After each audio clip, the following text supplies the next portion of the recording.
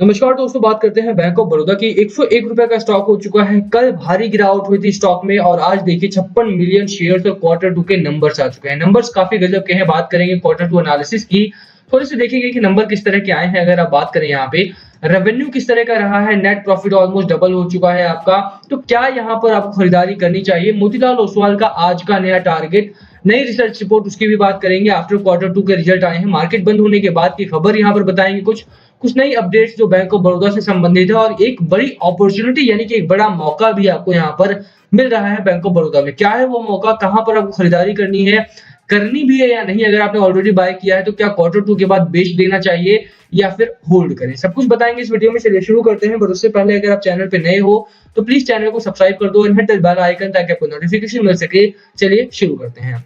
बात करें bank of Baroda की तो चार्ट पैटर्न काफी अच्छा है। वीकली चार्ट है हमारा और जैसा मैंने लास्ट वीक भी बोला था कि ये जो वीक है आपका, शुरुआत आपकी काफी बोलिंजर बैंड से बाहर हुई तो यहाँ पर गिरावट के चांसेस बन रहे हैं और इसीलिए मैंने आपको 100 रुपीज के आसपास ही खरीदारी करने का कॉल भी दिया था कि 100 रुपए के आसपास की ही खरीदारी रखना। और देखिए स्टॉक आपका 100 रुपीज के आसपास मिल भी रहा है आपको और यहाँ पर आपको खरीदारी करनी चाहिए। देखिए ये आपका गिरावट है, दैट डजंट मीन कि आपको यहाँ पर बेचना है। रीजन बीइंग कि ये चार्ट का नॉर्मल रेस है, नॉर्मल ट्रैक है इसका। अगर आप देखेंगे यहाँ पर गिरावट हुई, 9 डे मूविंग एवरेज टच करता है, दोबारा से ऊपर जाता है, दोबारा थोड़ी सी गिरावट होती है, 9 डे मूविंग एवरेज टच करता है, दोबारा से ऊपर जाता है, दोबारा नीचे गिरावट हुई और ये खरीदारी का ही मौका है आपके सामने। यहाँ पर खरीदारी की होती है आपने स्विंग ट्रेडिंग के लिए तो भी आप प्रॉफिटेबल होते, यहाँ पर खरीदारी की होती तो भी प्रॉफिटेबल होते, यहाँ पर खरीदारी करते तो भी प्रॉफिटेबल होते। राइजिंग 9 डे मूविंग एवरेज है आपका, साफ तौर पर मैकडी आपका स्ट्रांगली बुल रन में है, साफ तौर पर ऐसे ही समय में खरीदारी आपको करनी चाहिए। बात करेंगे यहाँ पर चार्ट पैटर्न कैसा है डिटेल में। सबसे पहले क्वार्टर टू के नंबर्स देख लेते हैं कि क्या रहा है हमारा। देखिए क्वार्टर टू का वेट बहुत सारे लोगों ने किया। लास्ट टाइम भी मैंने आपको बोला था कि क्वार्टरली रिजल्ट जैसे भी आता है आपको यहाँ पर बेचना नहीं है स्टॉक में, उल्टा आपको ज्यादा से ज्यादा खरीदारी करनी है। स्टॉक में अपॉर्चुनिटी की बात करो अगर आप, तो let me show you the opportunity also. Stock है आपका 101 रुपए का। 6 महीने में आपने कोई खास रिटर्न यहाँ पर नहीं बनाया है। 30% 32% का रिटर्न आपको यहाँ पर मिला है। एक साल की अगर आप बात करें तो एक साल में स्टॉक ने 121% का आपको रिटर्न दिया है। बट जो अच्छी चीजें हैं यहाँ पर उसकी बात करें तो मैक्स जो लगाया है स्टॉक ने, अब देखिए जो मैक्सिमम रहा है हमारे स्टॉक का वो रहा है 219 रुपए के आसपास का मैक्स लगाया है कंपनी ने। वहां से स्टॉक में गिरावट हुई 2014 के बाद से स्टॉक में यहाँ पर धीरे धीरे करके स्टॉक फिसलता रहा और फिर 2018 के बाद जहां पर हमें लगा था 2018-19 के बाद लगा था कि स्टॉक में तेजी आएगी यहाँ पे, बट वहां पर फिर लॉकडाउन वगैरह हुआ और वहां से बाजार में पूरी तरह से गिरावट हुई। रीजन क्या था? दो बड़े कारण थे यहाँ पर गिरावट का। पहला रीजन था कंपनी लॉस मेकिंग बन गई थी, आरबीआई ने इसको उठा करके पीसीएल लिस्ट में डाल दिया था, वो पहला कारण था। दूसरा कारण ये था कि जैसे लॉस मेकिंग और आरबीआई दो बड़े कारण हो गए थे हमारे यहाँ पे। दूसरा बड़ा कारण अगर आप बात करें तो बैंक ऑफ बड़ौदा बहुत ज्यादा प्रॉफिट मेकिंग कंपनी के साथ साथ एनपीए भी इसका काफी ग्रो कर रहा था। ये वही दौर था जब यस बैंक वगैरह या पंजाब नेशनल बैंक में स्कैम्स वगैरह आ रहे थे और लगातार गिरावट हो रही थी। ऐसे में लोगों ने इवैल्यूएट करना स्टार्ट कर दिया था कि उनके जो बैंकिंग सेक्टर के स्टॉक्स हैं वो क्या प्रॉफिट मेकिंग है, कहां पर उनका एनपीए ज्यादा तो नहीं है, और इसी वजह से इस स्टॉक में गिरावट हुई थी। बट अब अगर आप बात करें तो क्वार्टर टू के रिजल्ट के बाद अगर आप शॉर्ट रिपोर्ट भी यहाँ पर देखते हैं, NPA as gross NPA reduced 10% year on year and NIMS improved by 10 basis points। And जो एनपीए रहा है आपका वो 10% के रिडक्शन यहाँ पर आई है। आप समझ सकते हैं कि 10% के रिडक्शन कितनी भारी रिडक्शन है यहाँ पे। तो साफ तौर पर अगर आप बैंक ऑफ बड़ौदा में 101 के आसपास खरीदारी करते हैं और एक साल आप स्टॉक को होल्ड करते हैं, ग्रोथ पर आपका स्टॉक है, प्रॉफिट मेकिंग कंपनी है, आरबीआई ने पीसीएल से काफी टाइम पहले निकाल दिया है, साथ में ही जो एनपीए की प्रॉब्लम्स सरकारी बैंक्स में होती है वो भी यहाँ पर लगातार कम होती हुई दिखाई देती है। ठीक है, तो कहीं ना कहीं ये कंपनी आपकी ऐसी कंपनी है जहां पर अगर आप पैसा लगाते हैं तो आपको अच्छा खासा मुनाफा यहाँ पर देखने को मिलेगा आने वाले 1 साल 2 साल में। तो खरीदारी बिल्कुल करनी चाहिए आपको। नंबर्स की बात करें तो नंबर्स आप देख लीजिए यहाँ पे, कंपनी को जो नंबर्स आए हैं नंबर्स काफी गजब के हैं।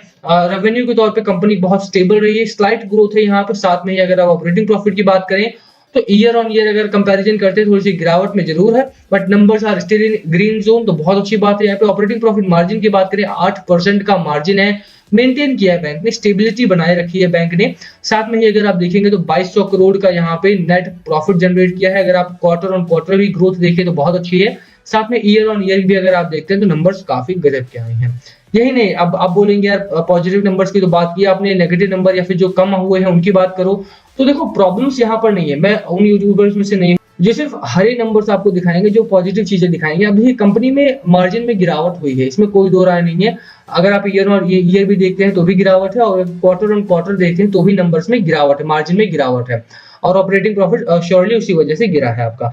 इसके पीछे दो बड़े कारण रहे हैं, वो आपको समझना पड़ेगा। पहला रीजन ये रहा है कि आरबीआई के मॉरिटोरियम को जो इश्यू चल रहा है इस समय पे, वो काफी प्रॉब्लमेटिक सिचुएशन क्रिएट कर रहा है, और ना सिर्फ बैंक ऑफ बड़ौदा के लिए, बाकी अगर आप दूसरे बैंक्स भी देखते हैं तो वहां पर भी ये चीजें आपको साफ दिखाई देती हैं। आईडीएफसी फर्स्ट बैंक का क्वार्टर टू का नंबर्स आए, मैंने उसको भी एनालाइज किया था। बंधन बैंक के नंबर्स आए थे, मैंने वहां पर भी एनालिसिस किया था। 3000 करोड़ का लॉस किया है बंधन बैंक ने, जबकि वहां पर एफआईआई की जो शेयर होल्डिंग है वो अराउंड 35% की है, यानी बैंक का 35% हिस्सा जो है वो फॉरेनर्स होल्ड करते हैं। उसके बावजूद भी कंपनी लगातार लॉस कर रही है। बैंक ऑफ बड़ौदा में ऑन द अदर हैंड अगर आप देखें तो मार्जिन में गिरावट जरूर हुई है, but the numbers are still in green zone, और ये ही एक अच्छी चीज है। प्रॉब्लम यहाँ पर हुई है क्योंकि लोन्स वगैरह या ईएमआई वगैरह नहीं पे किया है बहुत सारे लोगों ने, बहुत सारे आरबीआई ने भी मना किया था, सरकारी जो एम्प्लॉइज हैं उन्होंने जो साफ तौर पर नहीं किया है, तो कहीं ना कहीं उसकी वजह से जो इनका पैसा आने वाला था वो नहीं आया है, बट जो इंटरेस्ट पेमेंट इनको करना था वो हुआ है। और इसी वजह से अगर आप देखेंगे तो ईयर ऑन ईयर का जो इनका कॉस्ट था, एक्सपेंस था, वो बढ़ा है। साथ में ही क्वार्टर ऑन क्वार्टर से भी अगर आप कंपेयर करते हैं, 5600 करोड़ का एक्सपेंस पिछले क्वार्टर था और इस क्वार्टर में इनका 6660 करोड़ का एक्सपेंस है।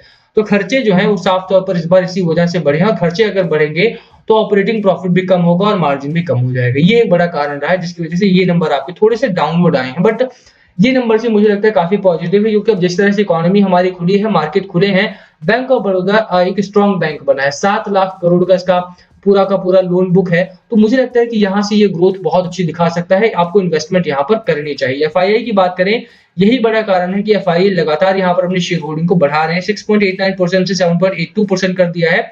तो इससे बेहतर मुझे नहीं लगता कि आपके सामने कुछ और होना चाहिए। स्टॉक काफी स्ट्रांग है और यहाँ पे आपको खरीदारी करने की सलाह रहेगी। Let me show you the Motilal Oswal target also.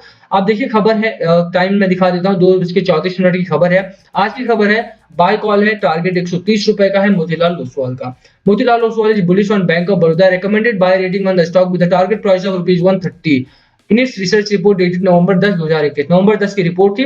मुझे आप मनी कंट्रोल पे आप जाकर के आज पढ़ सकते हैं। बहुत अच्छी खबर है, 130 का टारगेट इन्होंने दिया है, और श्योरली स्टॉक में जान है, स्टॉक आपका भाग रहा है, तो यहाँ से 130 भी बहुत जल्दी अचीव होते हुए दिखाई देंगे। खरीदारी कहां पर करनी है वो आपको देखना पड़ेगा। 100 रुपीज के आसपास की आपको खरीदारी रखनी है। 100 रुपीज के आसपास आपको स्टॉक मिल जाता है अगर आपने बाइंग ऑर्डर्स लगाए होते तो। अगर आपने फिर भी नहीं लगाया तो नेक्स्ट वीक में आपको इसी रेंज में आपको स्टॉक दोबारा नहीं मिलेगा। अगर मिलता है तो बिल्कुल यहाँ पर खरीदारी करके चलो, स्टॉक को चूकना नहीं है। यहाँ पर आपको काफी अच्छा मुनाफा देखने को मिलेगा। 131 रुपीज के आसपास का आपका टारगेट लेकर के चलिए। अगर आप बहुत शॉर्ट टर्म के लिए आ रहे हैं तो 130 का वेट मत करना, 128 के आसपास आप निकाल देना, क्योंकि ये जो ब्रोकरेज हाउसेस होते हैं 130 के आसपास अपना डंपिंग करते हैं, तो वहां से स्टॉक पहुंचता नहीं है, गिर जाता है नीचे। तो एक दो हफ्ता वहां पर डाउनलोड रह सकता है, इसीलिए अगर आप शॉर्ट टर्म के लिए आए तो वहां पर थोड़ा सा बचें। बाकी अगर आप लॉन्ग टर्म के लिए आ रहे हैं, 3 महीने 6 महीने के लिए, तो मुझे लगता है कि स्टॉक आपको बहुत अच्छा मुनाफा दे सकता है। स्टॉक आपको दोबारा से 200 क्रॉस करता हुआ दिखाई देगा श्योरली सून, और इसी वजह से आपको यहाँ पर खरीदारी करनी चाहिए। स्टॉक आपका 9 डे मूविंग एवरेज के ऊपर है। आरएसआई आपका स्ट्रांगली बुल रन में है। मैकडी की बात करें, स्ट्रांगली बुल रन में है। हिस्टोग्राम आप देख सकते हैं अपर साइड बन रहे हैं साफ तौर पर। यहाँ पर बेयर्स और बुल्स में बुल्स जीत रहे हैं, खरीदार काफी है, डिमांड अच्छी है, डिलीवरी पैटर्न बहुत अच्छा उठाया जा रहा है। बाजार वोलेटाइल है, जहां पे बैंक ऑफ बड़ौदा आपको भागता हुआ दिखाई देगा। मैंने पहले भी बोला था, जब स्टॉक अराउंड 90 के आसपास तक गिरावट में आया था यहाँ पर, तभी मैंने आपको बोला था कि स्टॉक में खरीदारी करके चलो, स्टॉक आपको गिरावट के बाजार में भी अच्छा खासा मुनाफा देगा। ठीक है, तो वो चीज आपको समझना पड़ेगा। ये आपके पॉइंट्स है कुछ जहां पर आपको याद रखने हैं, जहां पर आपको खरीदारी करनी चाहिए थी, बट अगर आपने नहीं किए तो अभी भी आपके पास मौका है। ऐसा मौका छूटना नहीं चाहिए। बाजार वोलेटाइल है, बट यहाँ पर बैंक ऑफ बड़ौदा में रैली रहेगी।